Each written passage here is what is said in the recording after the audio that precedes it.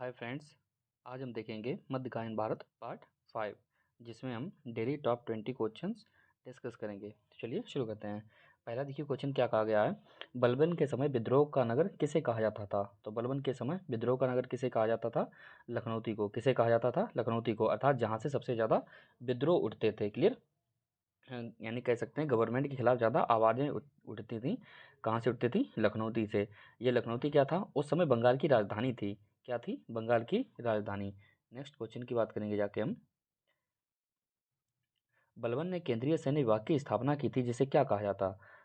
तो उसे क्या कहा जाता था? केंद्रीय सैन्य विभाग को दीवाने अर्ज कहा जाता था। क्या कहा जाता था? दीवाने अर्ज। तो इसका ऑप्शन नंबर ए सही हो जाएगा।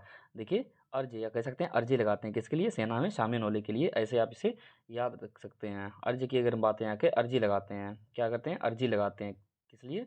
सेना में शामिल होने के। अर्जी मतलब रिक्वेस्ट लगाना। क्लियर?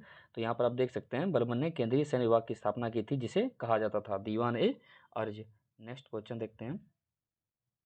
निम्नलिखित में से किसने अयोग्य एवं वृद्ध सैनिकों को पेंशन देकर पदविमुक्त करने की योजना बनाई? तो देखिए, किसने अयोग्य एवं वृद्ध, अयोग्य मतलब जैसे मान लीजिए कोई सैनिक है, वो सेना में किसी युद्ध में लड़ रहा था, मान लीजिए उसका किसी कारणवश हाथ कट गया या पैर कट गया, तो वो एक अयोग्य हो गया जाके, क्योंकि वो सेना में तो सर्विस तो नहीं दे पाएगा जाके। आगे हम बात करेंगे जाके, अगर कोई सैनिक वृद्ध हो जाता है अर्थात बूढ़ा हो जाता है, तो फिर वो भी मतलब उतनी क्षमता नहीं रहेगी युद्ध करने की। तो उन्हें जब पदमुक्त अर्थात उन्हें जब रिटायर कर दिया जाता था, तो उनको पेंशन देकर मुक्त किया जाता था। क्या? पेंशन देकर। तो ये जो योजना बनाई थी वो किसने बनाई थी? बलबन ने बनाई थी। तो इसका ऑप्शन नंबर क्या हो जाएगा जाके? बी। किसने बनाई थी? बलबन ने। आगे हम बात करेंगे जाके, निम्नलिखित में से किसने सजदा एवं पैबोस प्रथा का प्रचलन किया था? सजदा एवं पैबोस, ये एग्जाम में क्वेश्चन कई बार यहाँ से बनता है। सजदा एवं पैबोस ये क्या होता है? देखिए, सजदा का मतलब होता है जो सुल्तान होता है था, जो राजा होता है, उसके सामने सिर झुकाना, उसे हम सजदा कहते हैं। पैबोस का मतलब होता है कि उस जो सुल्तान होता है उसके पैरों का चुंबन करना, अर्थात उनके पैरों को चूमना। तो सेजदा और पैबोस जो प्रथा चालू की थी वो किसने की थी? बलबन ने चालू की थी। किसने की थी? बलबन ने चालू की थी। जिसे नॉर्मली सिजदा वर्ड की अगर आप बात करें कि शुद्ध वर्ड सिजदा होता है, जिसे हम नॉर्मल सिद्धा भी बोल देते हैं। क्लियर?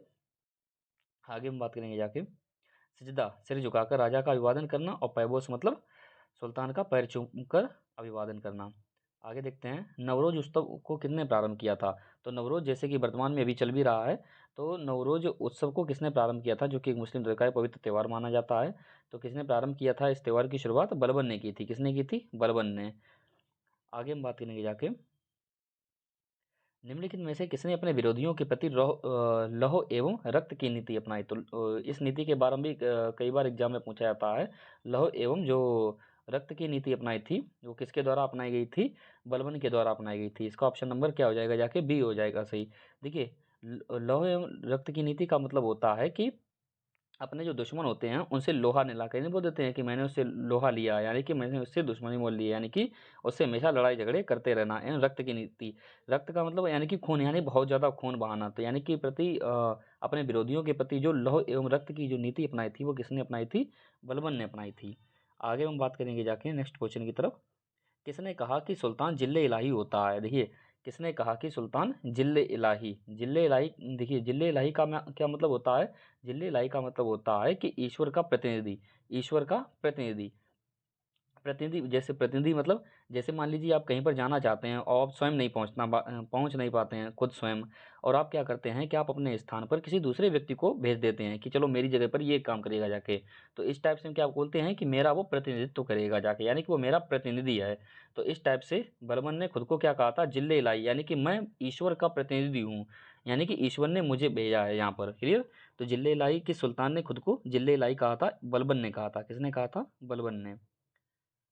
निम्नलिखित में से किस राजा ने उच्च एवं उच्च कुल एवं निम्न कुल के व्यक्तियों के बीच अंतर स्थापित किया था? अर्थात कौन उच्च कुल के व्यक्ति हैं, कौन निम्न कुल के व्यक्ति हैं, अर्थात कौन अपर कास्ट हैं, या कह सकते हैं कौन लोअर कास्ट हैं, या कह सकते हैं कौन अमीर हैं और कौन गरीब हैं। इस टाइप से निम्नलिखित में से किस राजा ने उच्च कुल एवं निम्न कुल के बीच व्यक्तियों के बीच में अंतर स्थापित किया था? तो वो भी कौन था? बलबन था। इसका ऑप्शन नंबर क्या हो जाएगा जाके? बी सही हो जाएगा जाके। आगे हम बात करेंगे जाके, निम्नलिखित में से किसने अपने दरबार को ईरानी परंपरा के अनुसार सजाया था? अर्थात ये जो अपने शासन का आधार जो बनाता था, ये कुरान को इसने अपने शासन का आधार बनाया था। अर्थात जो शासन चलाता था। जैसे अब इस समय हमारे भारत देश में कानून की जो किताब चलती है वो एक संविधान की किताब है। ठीक उसी प्रकार से ये क्या करता था, कुरान के आधार पर अपने साम्राज्य को चलाता था कि कुरान में क्या क्या नियम दिए गए हैं, किस प्रकार से लोग रहेंगे, किस प्रकार से पहनेंगे। तो वो क्या था, कुरान को आधार बनाया था इसने अपने ईरानी परंपरा के अनुसार, अर्थात ईरान में जो परंपरा रहती है, ईरान की जो देश है, उसी के अनुसार इसने अपने दरबार को सजाया था। तो कौन था, निम्नलिखित में से कौन था जिसने अपने दरबार को ईरानी परंपरा के अनुसार सजाया था? तो बलबन था। इसका ऑप्शन नंबर क्या हो जाएगा जाके? बी। आगे हम बात करेंगे जाके नेक्स्ट क्वेश्चन की तरफ।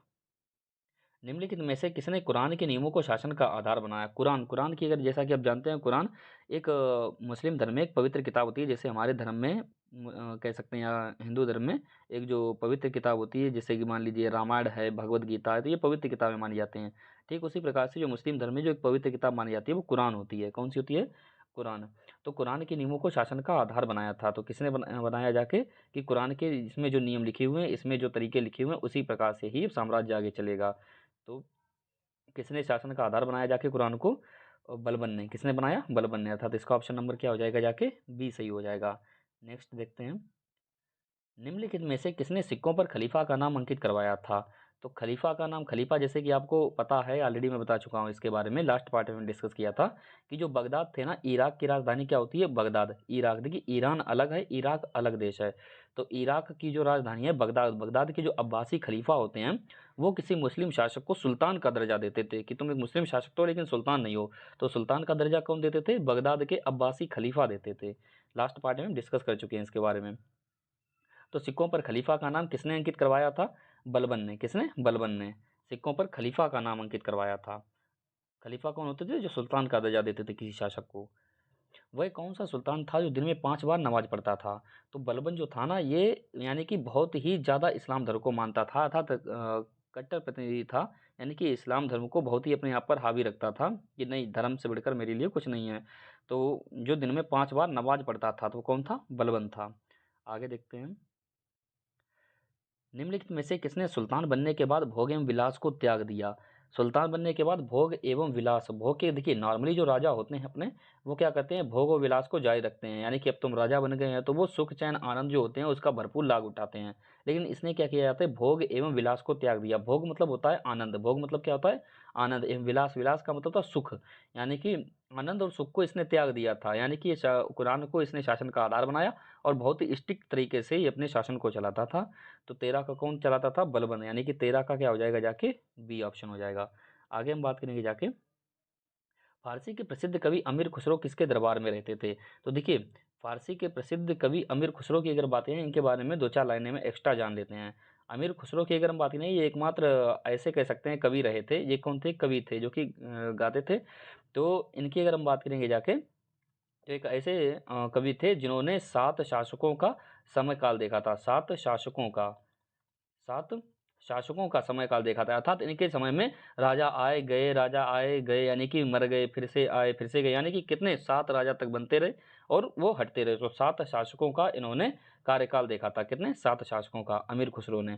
तो यहाँ पर हम बात करें यहाँ के फारसी के प्रसिद्ध कवि अमीर खुसरो किसके दरबार में रहते थे? तो ये बलबन के भी दरबार रहते थे। ऑप्शन नंबर बी की अगर हम बात करेंगे जाके, ये बलबन के भी दरबार में रहते थे।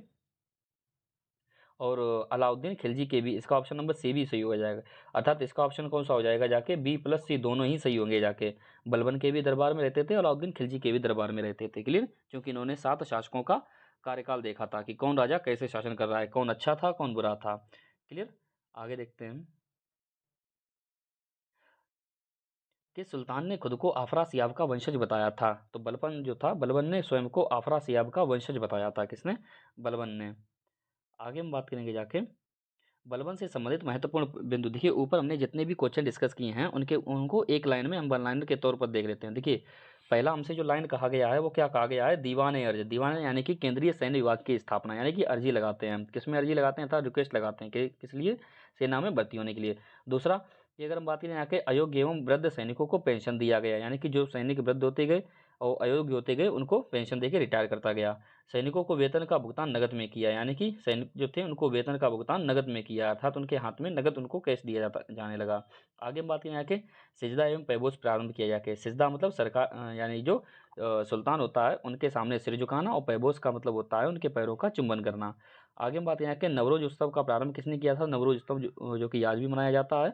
तो नवरोज उत्सव का जो प्रारंभ किया था वो बलबन ने किया था। किसने? बलबन ने।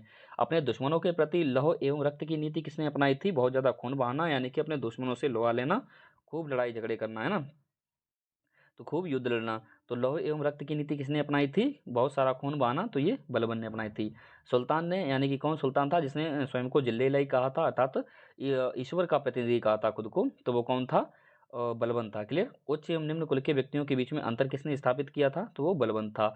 और दरबार में ईरानी परंपरा को, दरबार की अगर हम बात करेंगे जाके, दरबार को ईरानी परंपरा के अनुसार किसने सजाया था? दरबार को ईरानी परंपरा के अनुसार, तो वो भी कौन था? बलबन था। और इसने कुरान को अपने शासन का आधार बनाया था। क्लियर। आगे हम बात करेंगे जाके, इन दोनों को डिस्कस देख चुके हैं। सिक्कों पर की अगर हम बात यहाँ के, सिक्कों पर खलीफा का नाम किसने अंकित करवाया था? तो सिक्कों की अगर हम बात करें, खलीफा का नाम बलबन ने अंकित करवाया था। दिन में 5 बार नमाज पढ़ना, ये भी किसका काम था? बलबन का।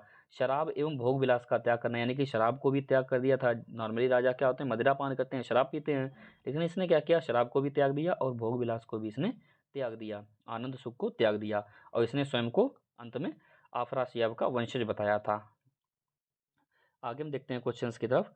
गुलाम वंश का अंतिम शासक कौन था? तो देखिए, गुलाम वंश का जो अंतिम शासक था वो कौन था? शमशुद्दीन कैमूर था। ये क्वेश्चन कई बार पूछा गया है एग्जाम में कि गुलाम वंश का अंतिम शासक कौन था? तो शमशुद्दीन कैमूर था। कौन था? शमशुद्दीन कैमूर। आगे हम बात करेंगे जाके नेक्स्ट क्वेश्चन की तरफ। कैकोबाद का सेनापति जलालुद्दीन फिरोज खिलजी था। देखिए, कैकोबाद की अगर हम बात करेंगे जाके, इसमें जो ऑप्शन नंबर बी में जो लिखा हुआ है कैकोबाद, ये भी गुलाम वंश का ही एक शासक था, लेकिन उतना ज़्यादा लंबा रहा नहीं और कुछ विशेष ने काम किया नहीं, इसलिए हमने इनको बीच बीच में जो इंपॉर्टेंट नहीं थे उनको हमने डिस्कस नहीं किया। तो कैकोबाद जो था गुलाम वंश का ही एक शासक था। तो इसी का जो एक सेनापति था, कौन? जलालुद्दीन फिरोज खिलजी। जलालुद्दीन खिलजी यही आगे चल के खिलजी वंश की स्थापना करता है, इसलिए हमने यहाँ पर इस लाइन को ऐड किया है कि कैकोबाद सेनापति, कैकोबाद का सेनापति कौन था? जलालुद्दीन फिरोज खिलजी, जो कि आगे चल के खिलजी वंश की स्थापना करता है। क्या करता है? खिलजी वंश की स्थापना। तो आगे हम इसी बात में बात करेंगे जाके। देखिए, अब खिलजी वंश का कार्यकाल, यहाँ से खिलजी वंश के क्वेश्चन शुरू होंगे जाके। तो यहाँ पर आप थोड़ा सा हम पहले डिस्कस कर लेते हैं। देखिए, 1206 की अगर हम बात करेंगे जाके, 1206 से लेके 1290 तक पूरा कौन सा चला जाके? गुलाम वंश। अब गुलाम वंश के बाद कौन सा आएगा जाके? खिलजी वंश। जैसे कि हमने याद किया था, कैसे याद किया था? ए गुल खिल तू सैलो में, इस टाइप से हमने शुरुआत में एक लाइन याद की थी, अय गुल खिल तू सैलो में। तो देखिए, अय का कोई मतलब था नहीं, और गुल, गुल का मतलब होता है गुलाम वंश, और गुलाम वंश के बाद कौन सा आया था? खिलजी वंश। तो गुलाम वंश हमारा समाप्त हो चुका है। 1206 से लेके 1206 से लेके 1290 तक चला जाके कौन सा? हमारा गुलाम वंश। अब खिलजी वंश की अगर हम बात करेंगे जाके, तो 1290 से 1320 तक कौन सा चलेगा जाके? ये पूरा 30 साल जो चलेगा जाके खिलजी वंश। खिलजी वंश की बात करेंगे पूरा 30 साल चलेगा जाके। क्लियर। तो 1290 से लेके 1320 तक कौन सा चलेगा? खिलजी वंश। तो यहाँ पर पूछा जा रहा है हमसे कि खिलजी वंश का कार्यकाल है, तो 1290 से 1320, इसका ऑप्शन नंबर सी सही हो जाएगा। देखिए, तो आगे हम देखेंगे जाके, खिलजी अफगानिस्तान के हेलमंड नदी के तटीय क्षेत्रों में रहने वाली जाति थी। कहाँ पर? अफगानिस्तान। अफगानिस्तान जो कि क्या है? एक देश है। अफगानिस्तान एक देश है, और जहाँ कर हेलमंड नदी है उसके तटीय क्षेत्रों में, अर्थात नदी के किनारे का जो क्षेत्र होता है उसके तटीय क्षेत्रों में रहने वाली एक जाति है। कौन सी? खिलजी। आगे हम बात करेंगे जाके, खिलजी वंश का संस्थापक कौन था? तो खिलजी वंश का संस्थापक कौन था? जलालुद्दीन फिरोज खिलजी था। कौन था? जलालुद्दीन फिरोज खिलजी। ऑलरेडी जो कि कैकोबाद का सेनापति था, ऑलरेडी हम पीछे हम डिस्कस कर चुके हैं इसी लेक्चर में कि कैकोबाद का सेनापति था जलालुद्दीन फिरोज खिलजी, जो कि आगे चल के इसने खिलजी वंश की स्थापना की।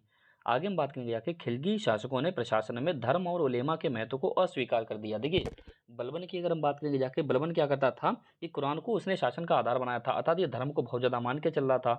वहीं इसके विपरीत खिलजी शासकों ने क्या किया जाके कि इन्होंने धर्म को ज़्यादा महत्व नहीं दिया जाके, इन्होंने धर्म को वगैरह साइड में कर दिया। क्लियर। तो धर्म और उलेमा के महत्व को अस्वीकार कर दिया। आगे हम बात करेंगे जाके, अलाउद्दीन खिलजी के बचपन का नाम क्या था? तो अली गुरचस्प था। अलाउद्दीन खिलजी, देखिए, जलालुद्दीन फिरोज खिलजी था ना, उसके बाद जलालुद्दीन फिरोज खिलजी की हत्या करने के बाद गद्दी पर कौन बैठा जाके? अलाउद्दीन खिलजी बैठा। कौन बैठा जाके? अलाउद्दीन खिलजी। जलालुद्दीन फिरोज खिलजी की हत्या करने के बाद में अलाउद्दीन खिलजी गद्दी पर बैठा, और इसके बचपन का क्या नाम था? अली गुरशस्प था। क्या था? अली गुरशस्प। अलाउद्दीन खिलजी के बचपन का क्या नाम था? अली गुरशस्प। जलालुद्दीन खिलजी ने अपनी राजधानी किलोकरी दिल्ली के पास बनाई। क्लियर। तो यहाँ पर देखिए किलोकरी अभी तक क्या था कि दिल्ली में ही डायरेक्ट थी, लेकिन दिल्ली के पास में किलोकरी में इसने अपनी राजधानी बनाई जाके। आगे बात करेंगे लास्ट क्वेश्चन की। अगर हम बात करें आके अलाउद्दीन खिलजी का कार्यकाल है, तो अलाउद्दीन खिलजी का जो कार्यकाल था वो 1296 की अगर हम बात करेंगे जाके 1296 से लेकर 1316 यहाँ तक इसने टोटल कितना मिला के टोटल 20 साल इसने शासन किया जाके। तो अलाउद्दीन खिलजी का ये 20 साल टोटल। देखिए खिलजी शासक जितने भी थे ना उनमें सबसे जो इम्पोर्टेंट था वो अलाउद्दीन खिलजी था, क्योंकि इसने बहुत ही शक्ति थे और बहुत काफ़ी अच्छे अच्छे इसने काम भी किए थे। क्लियर। तो कब और कुछ बुरे काम भी इसने किए थे जो कुछ गलत भी थे इतिहासकारों के नज़रिए और वास्तविकता में भी गलत थे। तो अलाउद्दीन खिलजी की अगर हम बात करें आके तो इसका कार्यकाल इंपॉर्टेंट क्यों है, क्योंकि जितने भी खिलजी शासक थे उनमें सबसे अधिक इंपॉर्टेंट यही है। तो इसके कार्यकाल की बात करेंगे जाके इसका ऑप्शन नंबर बी सही हो जाएगा। 1296 से 1316 तक इसने 20 साल शासन किया जाके।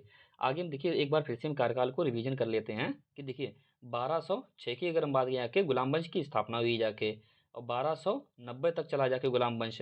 1290 से लेके 1296 तक यानी कि 6 साल तक ही केवल जो जलालुद्दीन फिरोज खिलजी था जिसने खिलजी वंश की स्थापना की थी वो केवल 6 साल तक रहा जाके। अब 1296 में जाके आप देख सकते हैं फर्स्ट पे हमने लिखा था 1296 से लेकर 1316 तक 20 साल तक इसने अलाउद्दीन खिलजी ने शासन किए जाके। तो फ्रेंड्स आज के लिए इतना ही, मिलते हैं नेक्स्ट लेक्चर में।